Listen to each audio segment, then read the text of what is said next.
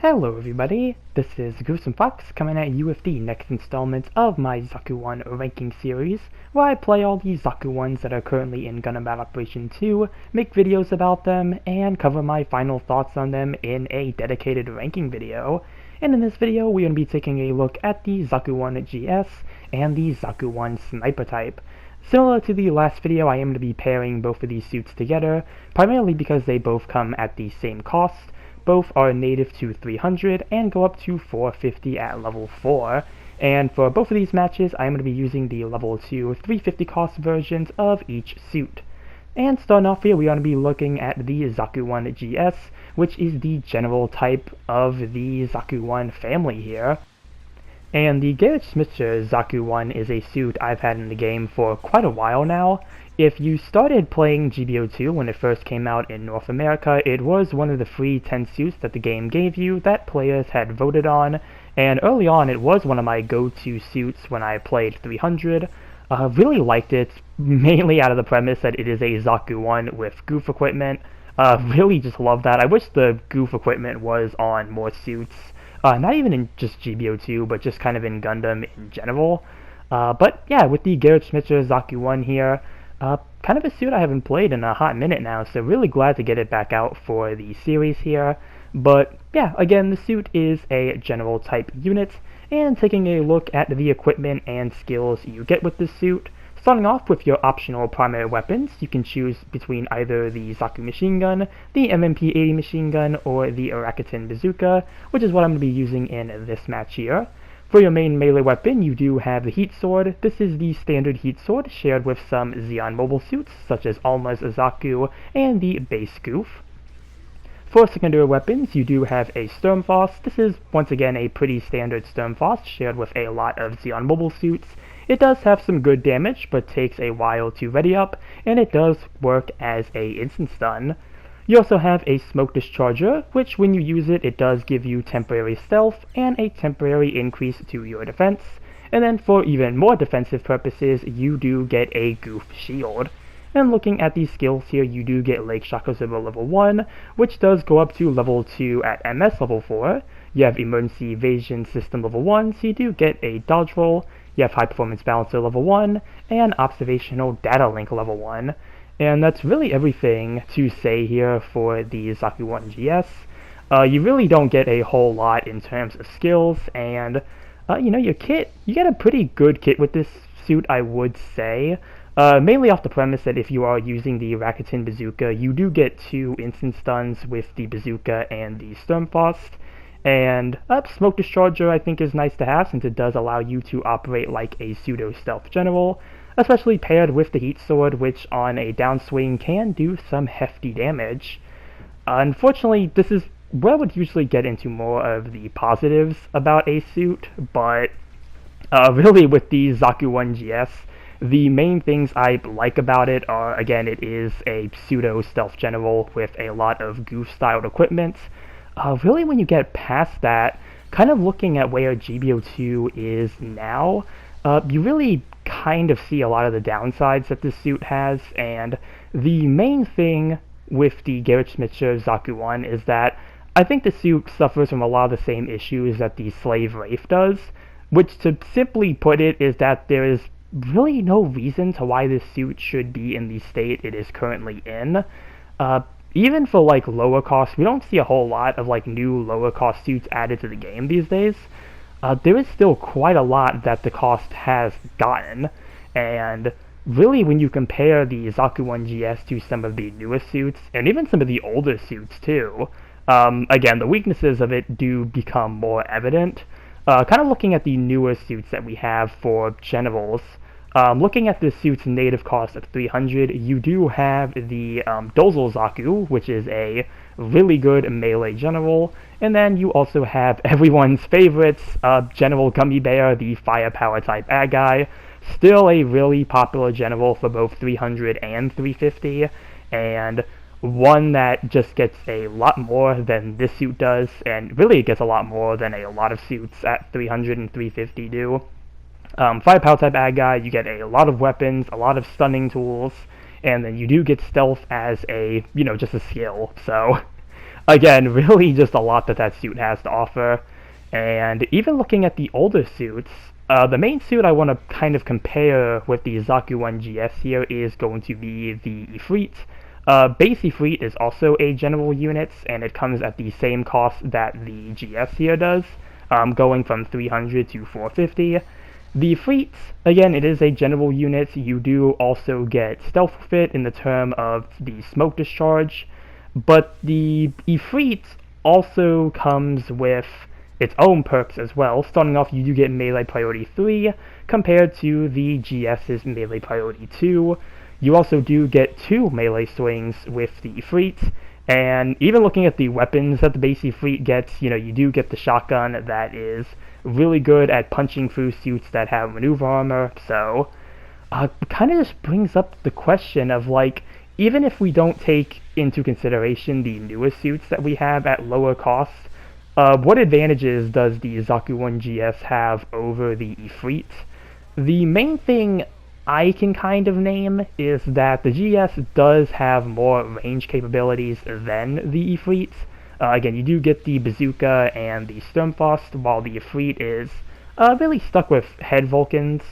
The Ifrit does have access to its own machine gun, the one with the grenade launcher, and the giant bazooka, but I really don't see a lot of players use those weapons. I typically see players stick with the shotgun, which again, for good reason, it is able to punch through maneuver armor, so a really good weapon when paired with that suit, but kind of just looking at the Zaku I GS and just looking at the suits that we have at the cost it can go to, it, again, really just feels very lacking, and especially when you get into higher costs. At 300 and 350, I would say the suit is serviceable. I know I'm saying a lot of bad about this suit.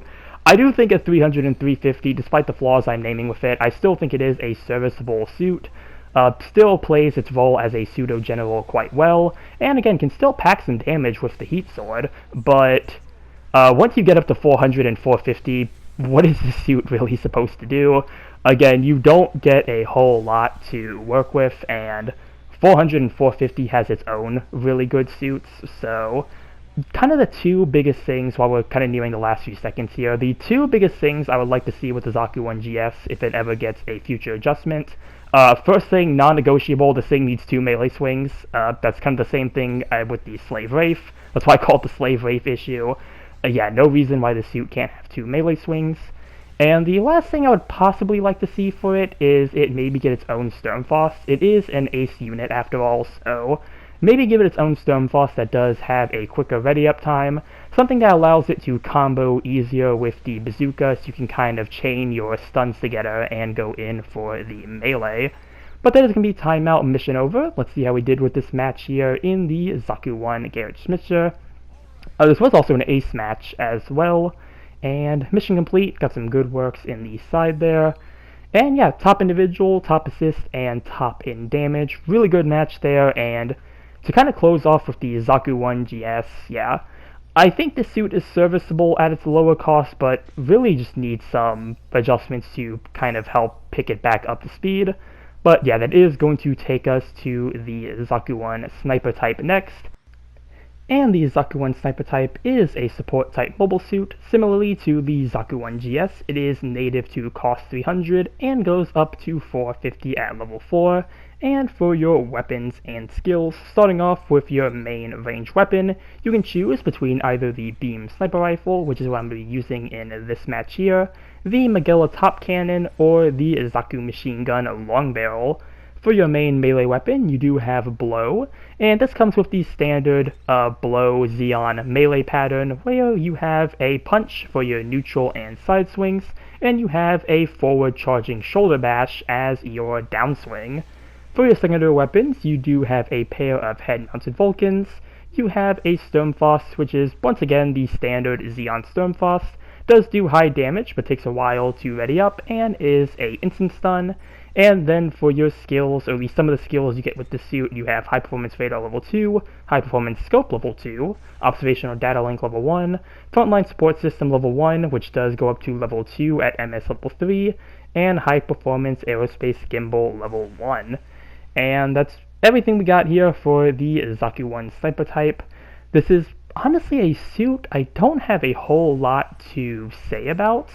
The Zaku I Sniper Type is still a really good support unit, especially ever since they adjusted the beam sniper rifle. Uh, Prior to this, the beam sniper rifle was kind of the only real reliable range weapon you had with this suit, but ever since they buffed the beam rifle, it now comes with a sub-weapon Jirobi beam, and this Jirobi, it does not need to be charged or anything, it is a instant firing Jirobi, and as you can see here with it, not only does it do good damage, but it is also really easy to control and guide, so it was a really nice addition to this suit, and again, added to the firepower that you had at a distance. And, ever since this adjustment happened, the beam rifle has been the main go-to weapon for the Zaku I Sniper Type. And I think that is for good reason. Again, just the beam rifle has a really long range reach. It's able to fire really far across the map. And just with the addition of that new Jirobi, really made it a lot more worth using. I do want to give some attention to the Magella top cannon though, since I think the Magella top cannon this suit has can only be used by this suit. Even though I don't see the Magella top cannon as much as the sniper rifle, I do see it on occasion, and the Magella top cannon does have the benefit of causing heavy staggers instead of normal stuns like the prototype Magella top cannon does, so you do have some advantage there with the Magella top cannon. The Zaku machine gun long barrel, that is a weapon I don't see anymore, and I think for good reason. Yeah, I don't think there's really any benefit to using the long barrel. Aside from if you hit 3 shots with it, it does cause a stun, but again, really at this point, I don't see a lot of kind of usage of the Zaku machine gun long barrel. I know that weapon was always more popular on the Recon Zaku, but again, really don't see this weapon or the Recon Zaku too much, so yeah, not really a common weapon to see these days, but yeah, really aside from that, really nice kit and loadout for the Zaku I Sniper that just makes it a really good sniper unit. And in my last video, I did kind of compare the Zaku I Commander type to this suit very briefly. Mainly brought it up because the Zaku I Commander is really relegated to 300 and 350 these days, both of which are costs that the Zaku I Sniper can also perform at. And if I was to if I was to compare these suits side by side, I would definitely say that the Zaku I Sniper Type is the better of the two. Again, Zaku I Sniper Type just has some really good range capabilities, like you're kind of trading the melee that the Zaku I Commander had for even more range. And again, I think this suit does perform that job a lot better. Just by, again, really the beam rifle. The beam rifle is like the main thing I could really bring up with this suit. Yeah, again, the beam rifle just has really good range, really nice Jirobi sub-weapon, and yeah, that adjustment they did for the Zaku I really helped this suit a whole lot, because even though I would occasionally see the Zaku I, it was definitely a suit that was not being used as often, so yeah, really just do like the Zaku I Sniper Type, just a really nice general unit, not a general, a support unit, oh my goodness. Yeah, really nice support unit. Yeah, thinking of the GS and the Sniper here, I'm already confusing my Zaku I models here, so hopefully I don't do that in the final ranking video, but yeah, that's really everything I have to say about the Zaku I Sniper Type. Just good support unit, really good support unit, has some really good weapons, really good kit. Really just the main weakness with the suit is that you just have nothing to really defend yourself if somebody gets close to you. I guess if you are using the Magella top cannon, you could get a heavy stagger on somebody who's pursuing you, and you do have the sturm faust as well, so you could always use a sturm faust if something without maneuver armor is trying to come after you. And the Jirobi, I didn't mention with the Jirobi, but the Jirobi does have a decent stagger accumulation as well, so it is another thing you could use at your disposal. But yeah, I'm gonna stop talking about the suit here. Zaku I Sniper Type, really good, really like it. So yeah, that's gonna be all I have to say about the suit here, and really going from here, it's going to be the final ranking video. Yeah, really easy to cover all the Zaku ones since there are only 4 of them. I think I mentioned it in my last video that I did want to try and focus on a smaller lineage of suits here for the next ranking I wanted to do. So, yeah, Zaku ones here seemed like a really appropriate choice to kind of kick us off here with that. But yeah, again, really from here, just got to do the ranking video, which shouldn't take too long because I've kind of been thinking about it already, how I wanted to rank these suits, and I kind of already have the ranking and my reasonings as for why in my head, so that shouldn't take too long to come out. The only thing that might be holding the ranking video back is that by the time I'm posting this video, it is going to be Wednesday. The Shako is supposed to be coming out tonight, and I really want to get the Shako, so if anything, the ranking will probably come out the Wednesday of that week, because I want to try to get some matches with the Shako and make a video talking about that suit. But, yeah, should give me enough time to really think and finalize the final ranking I want to go with. And from there, yeah, really, that'll just kind of conclude the Zaku 1 series, and it'll be moving on to figure out what suits to cover next.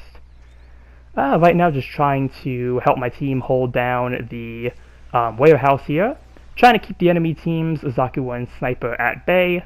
I do see the enemy team is trying to move to this side here, but again, really just trying to keep the Zaku I Sniper behind the building there so they can't try to aim at my teammates. But yeah, it's going to be timeout mission over, and let's see how we did here with the Zaku I Sniper Type at 350.